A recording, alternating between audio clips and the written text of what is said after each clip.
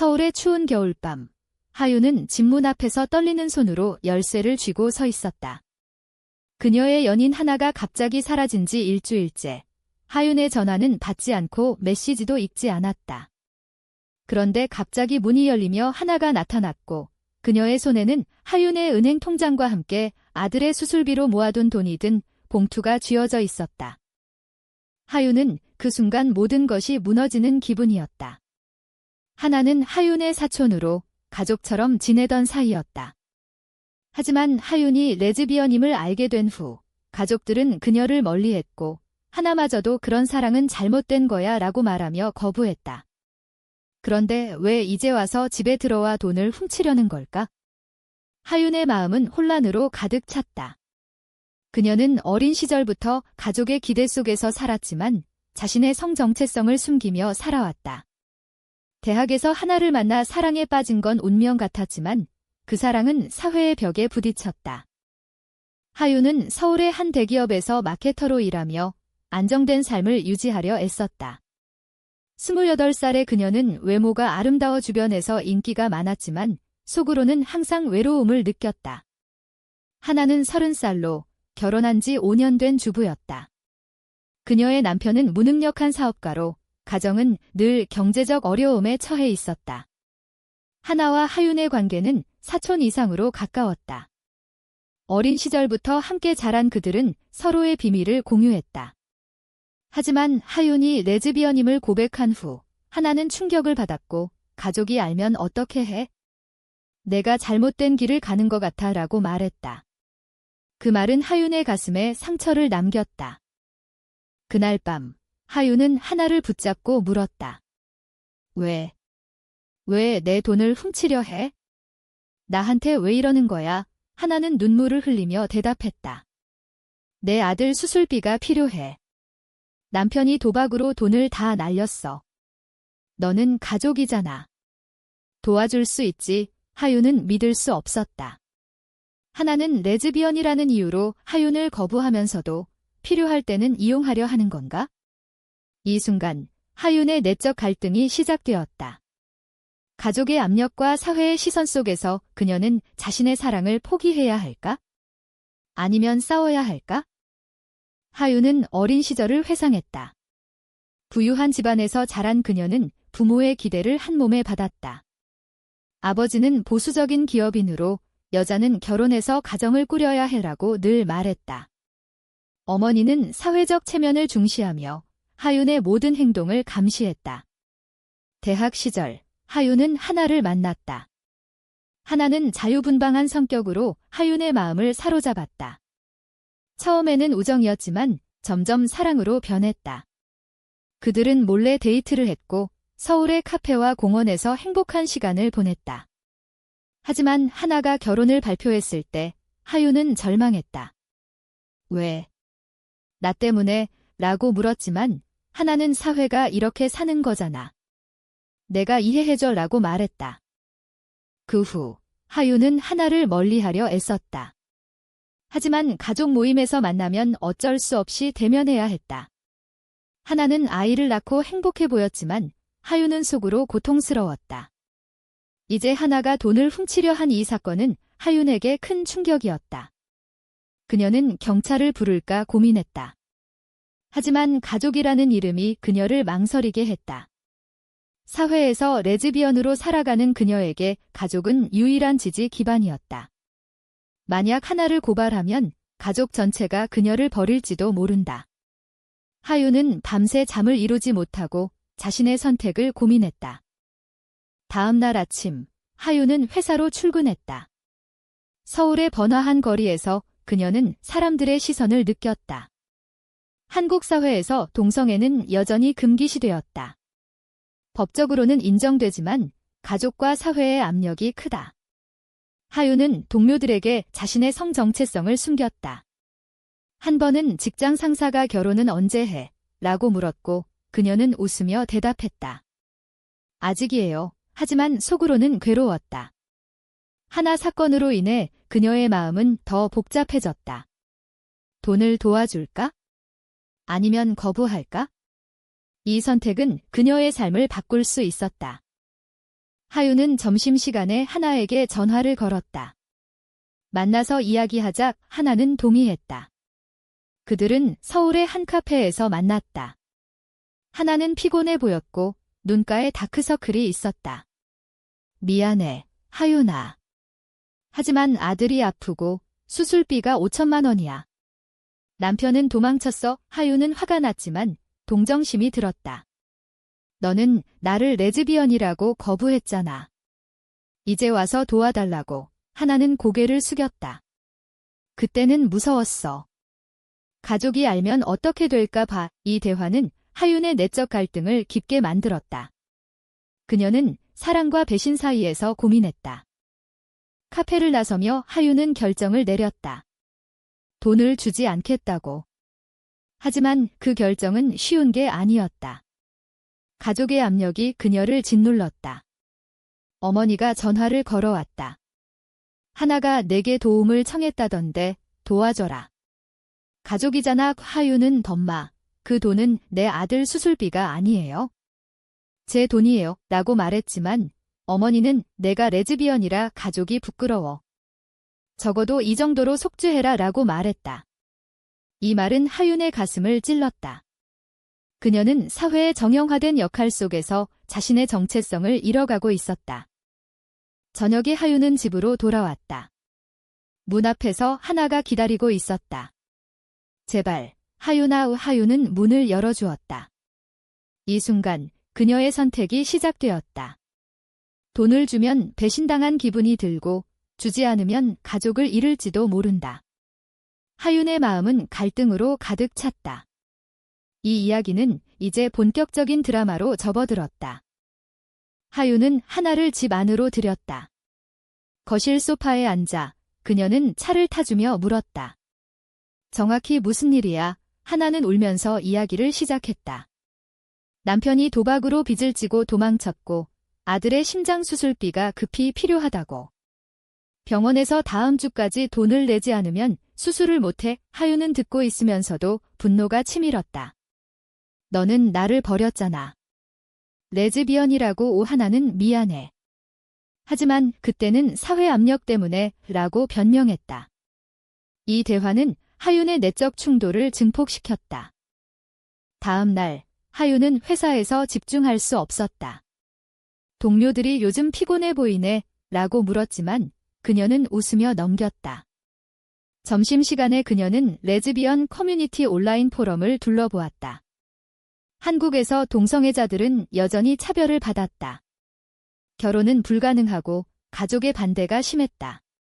하윤은 자신의 상황을 게시했다. 가족이 레즈비언임을 알지만 도와달라고 하면 어떻게 해? 답변들은 다양했다. 도와주지 마. 내 삶을 지켜부터 가족이니까 용서해까지. 이 의견들은 하윤의 고민을 더 깊게 만들었다. 저녁에 하윤은 부모님 집으로 갔다. 서울교외의 고급 아파트에서 부모님은 그녀를 맞이했다. 아버지는 하나 일은 어떻게 됐어? 라고 물었다. 하윤은 돈을 주고 싶지 않아요. 라고 말했다. 아버지는 화를 내며 내가 레즈비언이라 가족 이미지가 나빠. 적어도 돈으로 보상해라 라고 말했다. 어머니는 사회에서 여자는 정상적으로 살아야 해. 내 선택이 잘못됐어 라고 덧붙였다.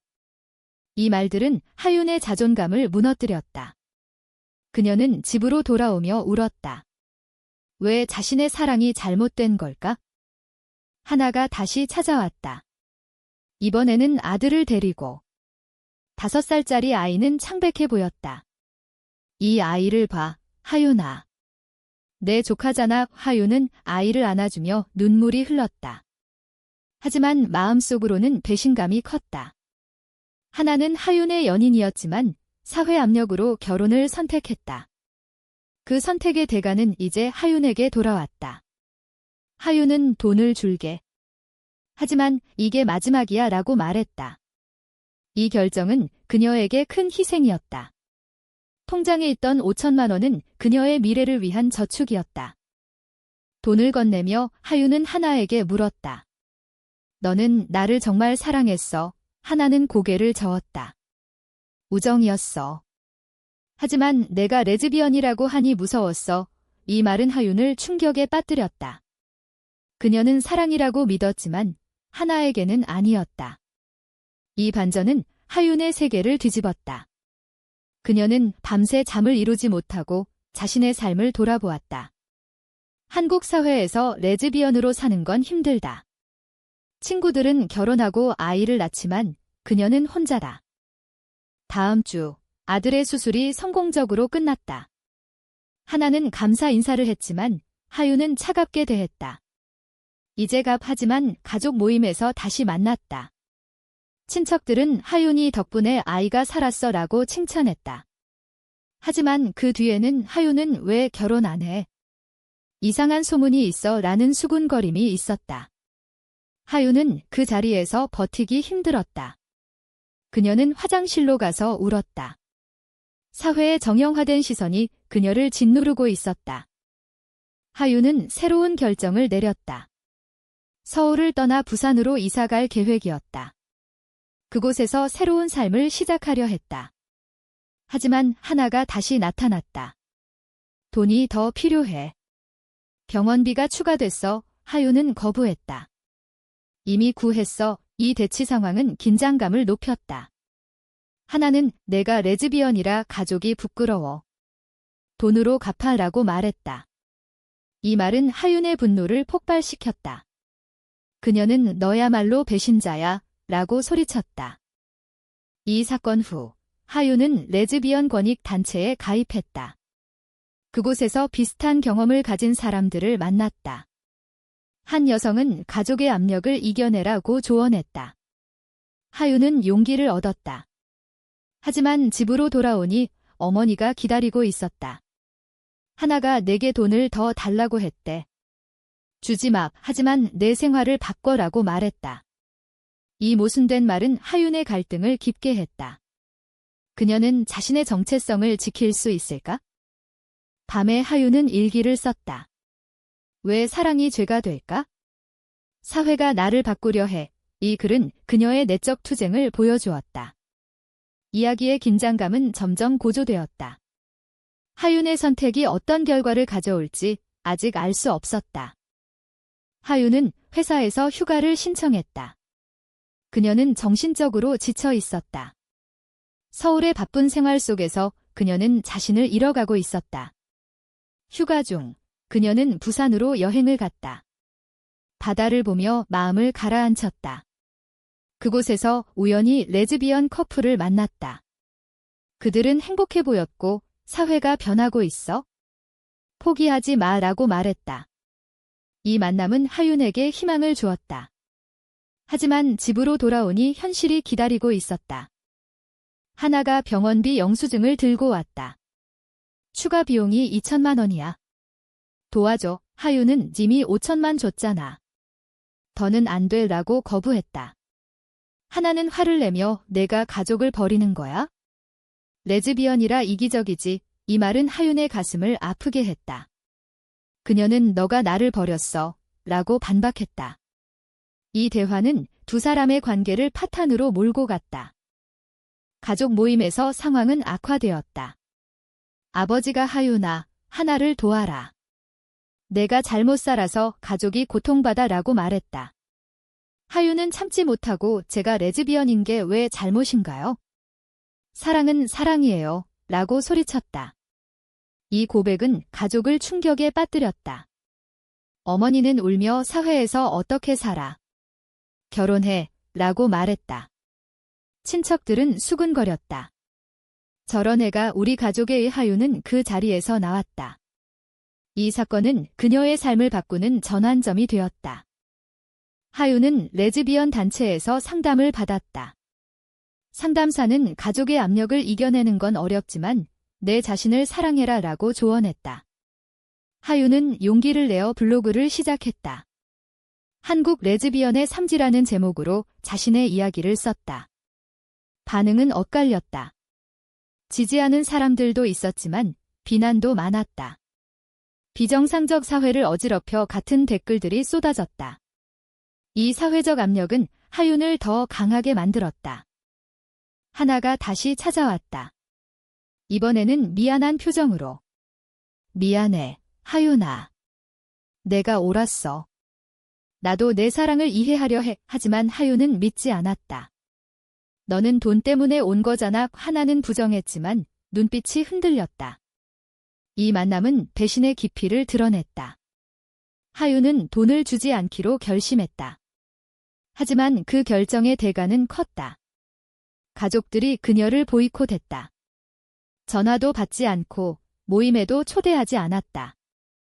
하윤은 혼자서 버텨야 했다. 회사에서 그녀는 승진 기회를 놓쳤다. 상사가 개인 생활이 안정되지 않으면 일도 안 돼라고 말했다. 이는 암묵적인 차별이었다. 한국 직장에서 동성애자는 여전히 불이익을 받는다. 하윤은 스트레스로 건강이 나빠졌다. 병원에서 우울증 진단을 받았다. 약을 먹으며 그녀는 자신의 선택을 후회했다. 왜 싸워야 해? 그냥 숨기고 살까? 이 내적 갈등은 그녀를 괴롭혔다. 친구 한 명이 도움을 주었다. 레즈비언인 그녀는 함께 싸우자라고 말했다. 그들은 데모에 참가했다. 서울 광장에서 동성애 권리를 외쳤다.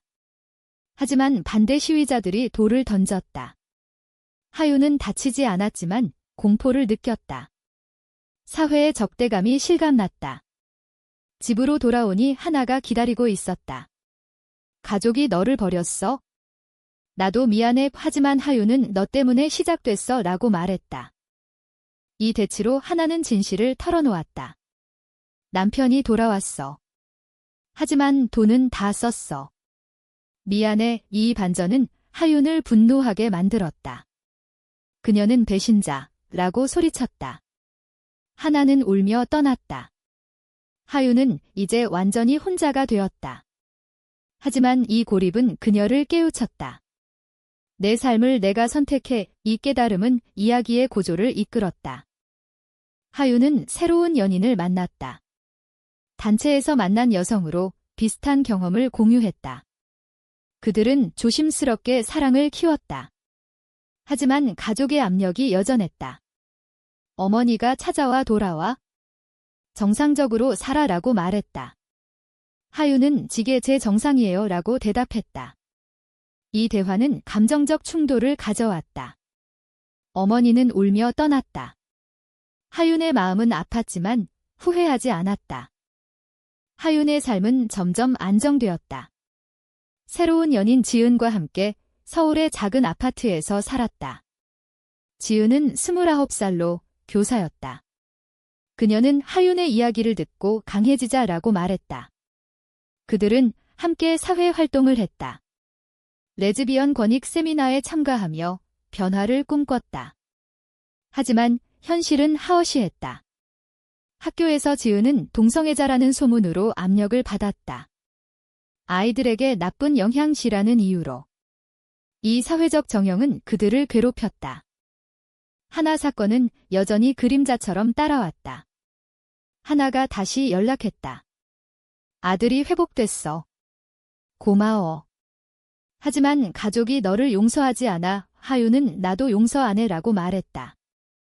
이 통화는 과거의 상처를 되살렸다. 하윤은 상담을 계속 받았다. 가족 없이도 살 수 있어 라는 말을 믿으려 애썼다. 하지만 명절이 다가오니 외로움이 밀려왔다. 한국에서 가족은 모든 것의 중심이다. 그녀는 혼자 추석을 보냈다. 회사에서 하윤은 프로젝트를 성공시켰다. 상사가 잘했어 라고 칭찬했지만 승진은 없었다. 개인 생활 때문 시라는 암시였다. 하윤은 항의했다.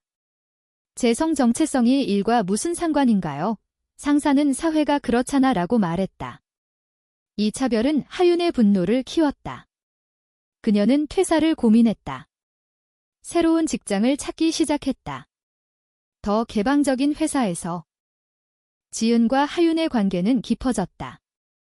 그들은 여행을 갔다. 제주도에서 바다를 보며 키스를 했다. 이게 우리의 사랑이야 라고 말했다. 하지만 사진이 소셜미디어에 올라 논란이 됐다. 익명의 댓글이 비정상 추하다라고 비난했다. 이 사이버 폭력은 그들을 상처 입혔다. 하윤은 왜 우리 사랑이 미움받아? 라고 울었다. 지은은 사회가 변할 거야 라고 위로했다. 가족으로부터 편지가 왔다. 아버지의 글씨로 돌아와. 내 선택을 후회할 거야 라고 적혀 있었다. 하윤은 찢어버렸다. 하지만 마음속으로는 아팠다. 그녀는 하나에게 전화를 걸었다. 왜 가족이 나를 미워해? 하나는 내가 레즈비언이라서. 하지만 나도 후회해. 이 대화는 화해의 가능성을 열었다. 하지만 하윤은 조심스러웠다. 배신의 기억이 생생했다. 고조되는 긴장 속에서 하윤은 큰 결정을 내렸다. 공개적으로 커밍아웃하기로. 블로그에 나는 레즈비언이다. 그리고 행복하다라고 썼다. 반응은 폭발적이었다. 지지자들이 늘었지만 반대도 많았다. 직장에서 해고 위협이 왔다. 이미지가 나빠라는 이유로. 하윤은 싸우기로 했다. 변호사를 고용해 소송을 준비했다. 이 선택은 그녀의 삶을 위험에 빠뜨렸다. 하나가 찾아왔다. 내 블로그 봤어. 용감해. 하지만 뒤에는 돈 좀 빌려줄 수 있어. 라는 부탁이 있었다. 하윤은 웃었다. 이제 안 돼. 내가 훔친 돈으로 끝났어. 하나는 화를 내며 기기적이라고 말했다. 이 대치로 두 사람의 관계는 완전히 끊어졌다. 하윤은 자유를 느꼈다. 하지만 대가는 컸다. 가족의 완전한 단절. 지은과 함께 하윤은 새로운 삶을 꾸렸다. 그들은 동성 커플 지원 단체에 가입했다. 그곳에서 비슷한 커플들을 만났다. 함께라면 이겨낼 수 있어 라는 말들이 힘을 주었다. 하지만 사회의 벽은 높았다. 결혼법 개정이 논의되지만 보수 세력이 막았다. 하윤은 시위에 참가했다. 평등한 사랑을 이라고 외쳤다. 경찰의 제지가 있었지만 그녀는 물러서지 않았다. 이야기의 클라이맥스가 다가왔다. 하윤의 소송이 시작되었다. 법정에서 그녀는 성정체성 차별은 위법이라고 주장했다. 증인으로 지은이 나섰다. 우리의 사랑은 정상입니다. 판사는 고민했다. 사회의 시선이 법정을 압박했다. 하윤의 마음은 긴장으로 가득 찼다. 이 재판은 그녀의 삶을 결정할 터였다. 재판은 길어졌다. 하윤은 매일 법정에 나가 증언했다. 저는 레즈비언입니다. 하지만 그게 제 능력을 떨어뜨리지 않아요. 변호사는 사회적 사례를 들어 지지했다. 하지만 상대 측은 회사 이미지가 중요하다라고 반박했다. 이 과정에서 하윤의 내적 강인함이 드러났다. 그녀는 포기하지 않았다. 지은의 지지가 큰 힘이 되었다. 재판 중 하나가 증인으로 불려왔다. 하윤은 좋은 사람이에요. 가족으로서 미안해요. 하지만 그녀의 증언은 엇갈렸다. 레즈비언이라 가족이 고통받았어요. 이 말은 하윤을 배신한 듯 했다. 법정에서 하윤은 울지 않았다. 그게 제3이에요. 판사는 사회가 변해야 한다라고 말하며 하윤의 손을 들어주었다.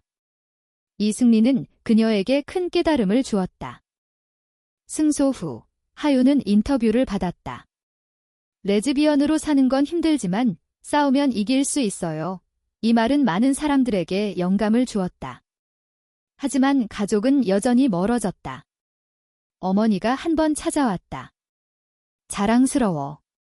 하지만 이해 못해. 하윤은 시간이 필요해요 라고 말했다. 이 만남은 화해의 실마리를 주었다. 하윤과 지은의 관계는 더 단단해졌다.